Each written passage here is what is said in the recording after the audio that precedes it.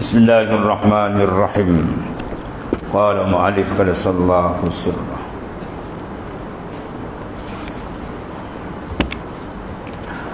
Al-haqqu yujri situ. Al-haqqu yujri 'ala al-sinatil ulama'i kulli zamanin bima yaliqu bi ahli. Matan yang ketiga, al-haq, mana kebenaran, perkataan yang realiti mana. Itu berlegar di atas lidah-lidah para ulama setiap zaman dengan apa yang bersesuaian dengan ahlinya. Apa makna dia? Syarah dia setelah Syekh Abi Madian At-Tilimsani, pengarang kitab ni, dia menjelaskan tentang maqamil qurbi, itu makam kehampiran seseorang dengan Allah Subhanahu Wa Taala. Itu maqamul qurbi. Dan juga makam kerinduan kepada Allah Ta'ala. Ini semua perkara yang sangat penting. Sebab kalau kalbi sunyi daripada kerinduan, maka insan itu dalam ibadat dia akan jauh ketinggalan di belakang. Ya, jauh ketinggalan di belakang. Allah.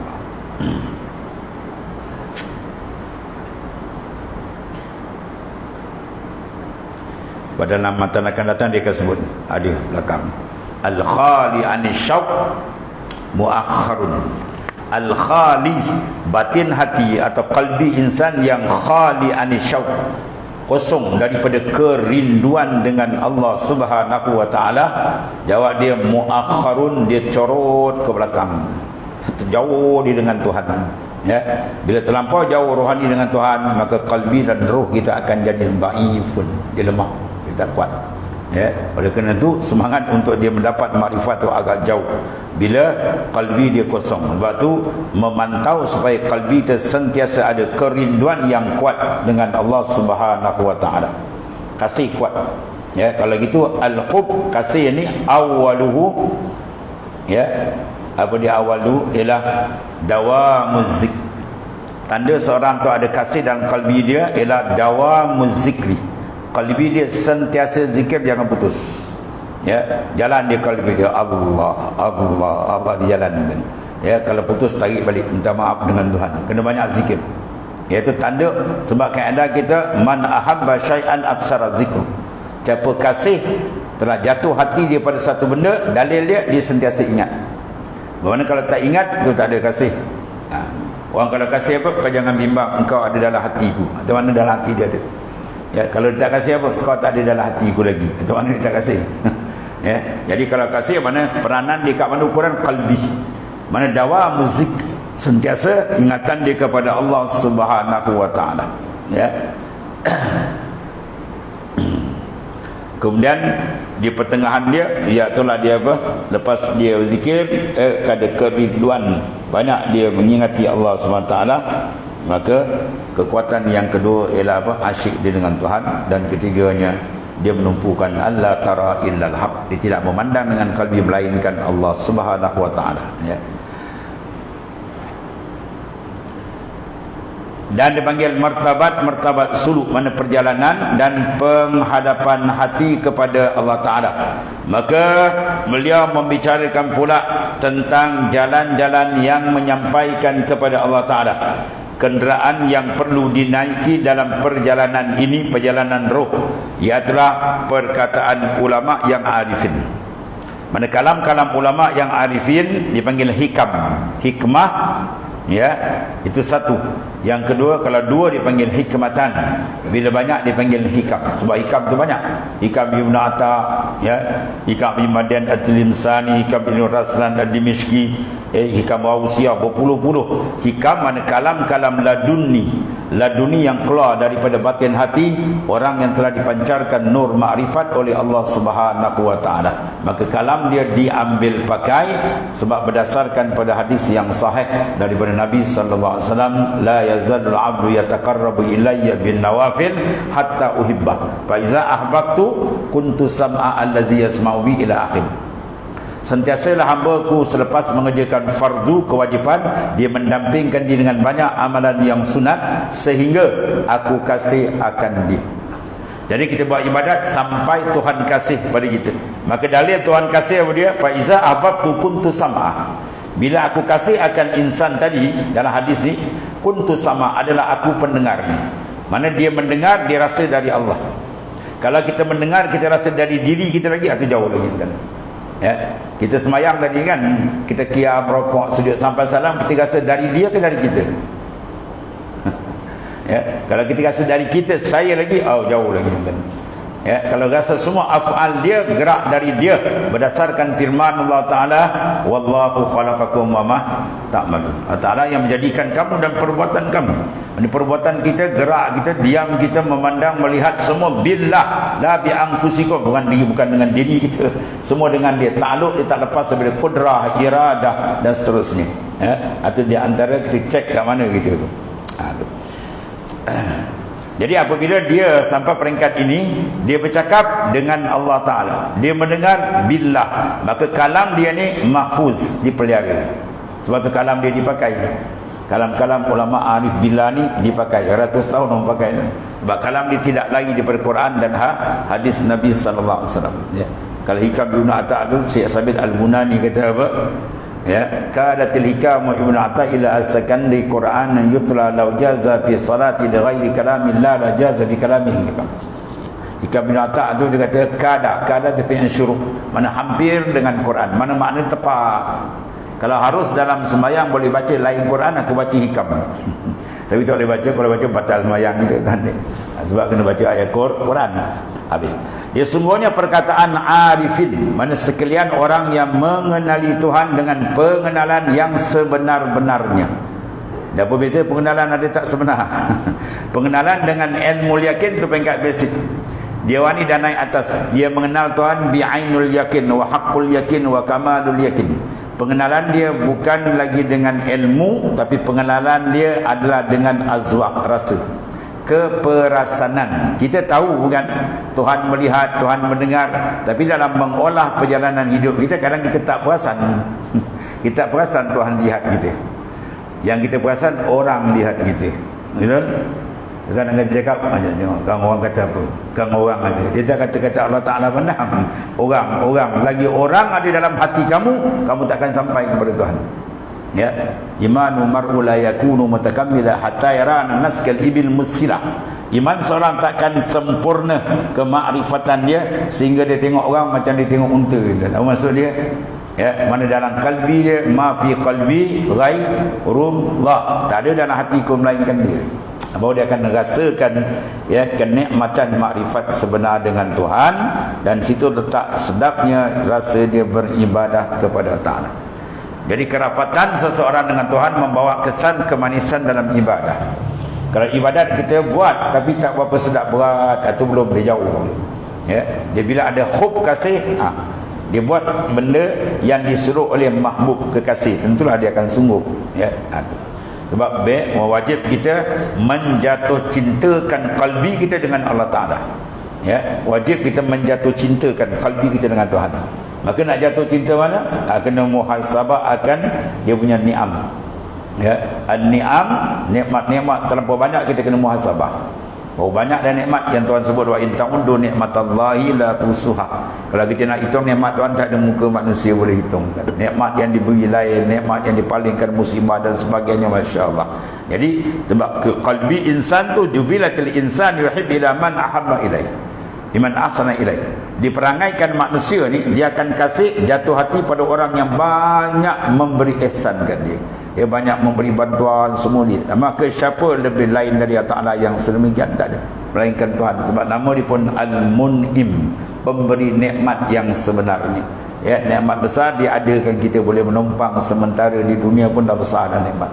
Nikmatul ijad, ya, kemudian nikmatul imdad. Jadi bila tafakur memandangkan besarnya nikmat Tuhan, tak pernah putus walau satu saat kepada kita, dia akan membawa kalbi kita rapat.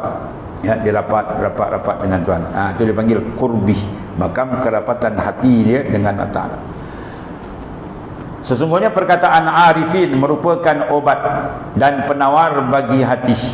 Seseorang doktor memberi obat kepada pesakit mengikut kondisi dan umur si pesakit. Ada kita pergi jumpa doktor tu, dia ambil ubat dia. Tak ada kan. Dia keluar, dia cek dulu jantung apa semua macam-macam dia cek. Baru dia trace ni apa penyakit. Baru dia bagi ubat dia.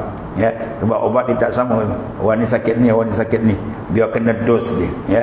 Maka kalau dalam sakit rohani yang beri dos dia al-arifina billah.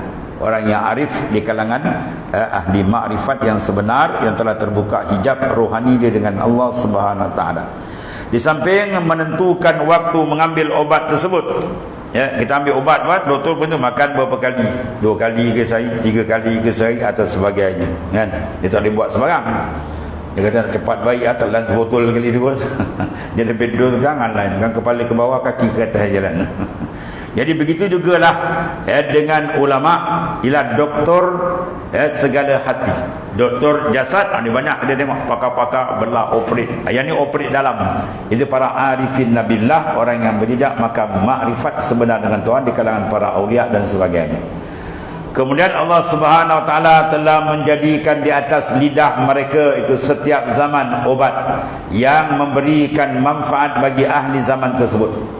Ya, tiap zaman kita ada para aulia illahi ta'ala, para arifin, maka rujuk ke dia. Sebab itu Imam Ghazali kata talabul syekh wajibun ala kulli murid walau kana min akabir ulama. Mencari akan mursyid yang kamil, yang membimbing rohani kita kepada Ta'ala menjadi kemestian walaupun dia terbesar daripada ulama zahir.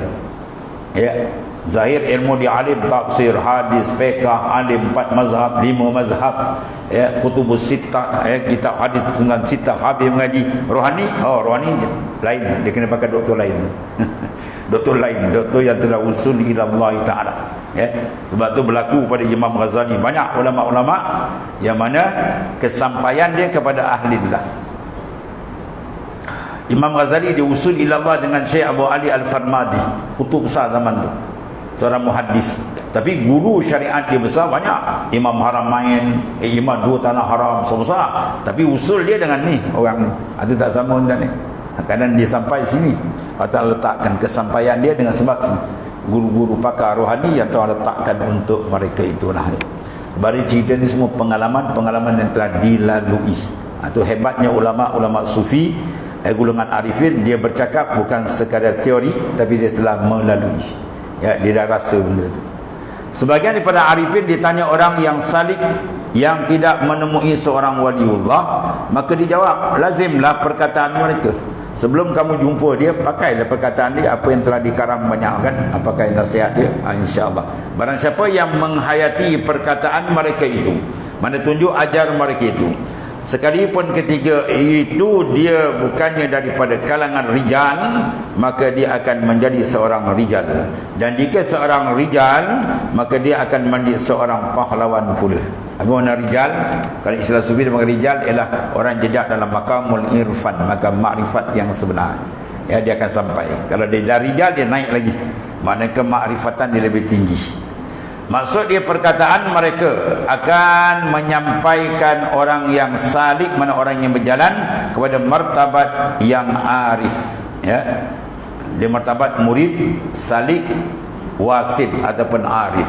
Ya, murid bila dia ada iradah, ada kendak untuk menerokai jalan makrifat yang sebenar kepada Tuhan, dan itu disuruh oleh Quran, fafirru ilallah, berjalanlah kamu menuju kepada Allah Subhanahu Wa Taala. Dan bila dia berbai'ah dengan mursyid dan mengikut adab syarat, sedang berjalan dia panggil sadiq atau rahil atau sair. Dan bila ada kurnia Tuhan, futuhat Tuhan buka, maka dia wasil ilallah. Apa makna sampai? Sampai kepada maqamul ihsan. Itu makna kesampaian di sisi, ya, ta'rif ulama sufi, iaitu dimasuk dalam maqamil muraqabah dan maqamil musyahadah yang diisyarat dalam hadis sahih oleh Nabi sallallahu alaihi wasallam, anta'budallaha ka'annaka tarah fa illam takun tarah fa innahu yara. Itu perbahasan di panjang, nantilah akan dibincang di belakang. Jadi maksudnya perkataan mereka akan menyampaikan orang salih kepada martabat yang arif, dan dia adalah orang yang arif, maka dia menjadi orang yang kamil disebabkan mengamalkan perkataan mereka atau tunjuk ajar mereka walaupun mereka sudah pergi. Ya, contoh ni kitab yang kita pegang semua pengarang dah tak ada. Tapi yang kita nak ialah bimbingan mereka tu. yang telah diturunkan dalam kalam-kalam dan penulisan mereka di antaranya. Berkata Ibn Athaillah As-Sakandari, kullu kalamin yabruzu wa alaihi kiswatul qalbi allazi minhu baraz. Setiap perkataan yang keluar yang mempunyai pakaian, ya, mana hati yang keluar daripadanya perkataan tersebut. Kata kalam yang keluar dan atasnya ada kiswatul qalbi, mana pakaian ruh, mana pakaian yang cantik untuk disarungkan dalam rohani kita dalam perjalanan ini. Itu kalam-kalam para aulia illahi ta'ala.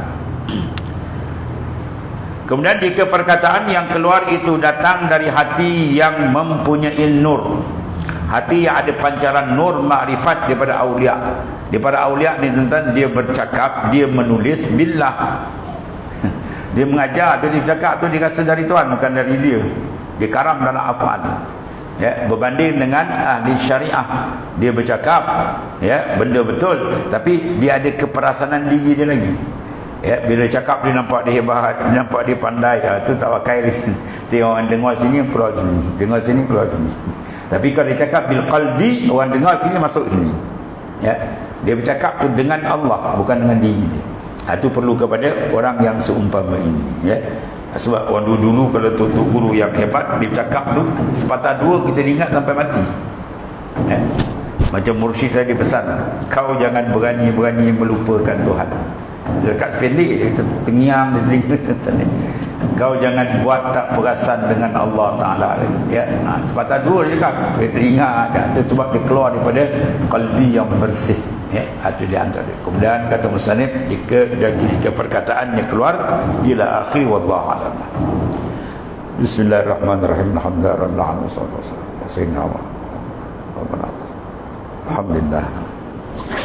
Subhanakallahumma